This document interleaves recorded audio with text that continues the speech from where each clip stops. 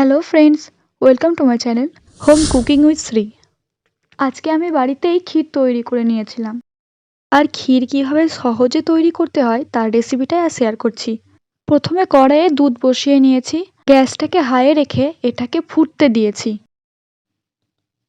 দুধের কোনো রেসিপি তৈরি করতে গেলেই আমরা জানি যে দুধটাকে ছেড়ে কোথাও যাওয়া যাবে না, আর সমানে নেড়ে যেতে হবে এটাকে, না হলে কিন্তু কড়াইয়ে লেগে যাবে।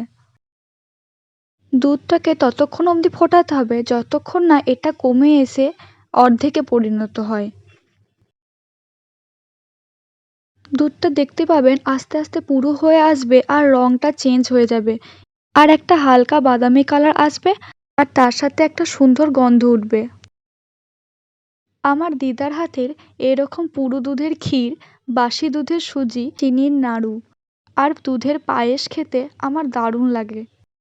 দেখুন দুধটা কিন্তু আস্তে আস্তে পুরো হয়ে আসছে আর পুরো হয়ে সর পড়ছে, কালারটাও প্রায় চেঞ্জ হয়ে এসছে, গন্ধটাও ছাড়তে শুরু হয়েছে। নাড়তে নাড়তে এটা ঠিক এরকম ক্রিমি একটা ভাব চলে আসবে। তখন এই পর্যায়ে এসে আমি দিয়ে দিয়েছি খেজুরের গুড় আর পরিমাণ মতো চিনি।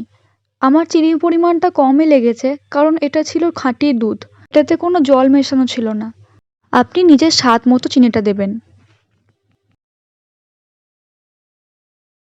চিনিটা গলে আসলে আবার এরকম একটু পাতলা হয়ে যাবে।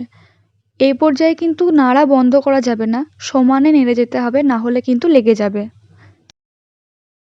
নাড়তে নাড়তে এটার একটা চ্যাটচ্যাটে ভাব চলে আসবে।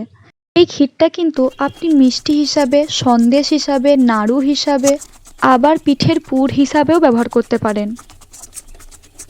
তখন আমি এই পর্যায়ে এসে গ্যাসটা বন্ধ করে দিয়েছিলাম। তারপর নিচে নামিয়ে নিয়ে এটাকে খুন্তি দিয়ে নাড়তে হবে।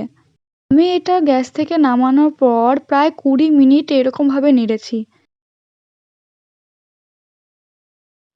তারপর এটাকে একটা টিফিন বক্সে ভরে প্রায় 3-4 ঘন্টা রেখে দিয়েছি। আমি ফ্রিজে ভরিনি এটা সেট করার জন্য, আপনি ফ্রিজে ভরতেও পারেন। দেখুন সঙ্গে সঙ্গে নামানোর পর এটা বেশ নরম ছিল, নাড়ুগুলো হচ্ছিল না। এটা ঠিক 3-4 ঘন্টা পর এটা কিন্তু আর হাতে লেগে আসছে না, বেশ ভালোভাবে নাড়ুগুলো হয়ে যাচ্ছে। এখানে আমার ক্ষীরের নাড়ু তৈরি হয়ে গেছে।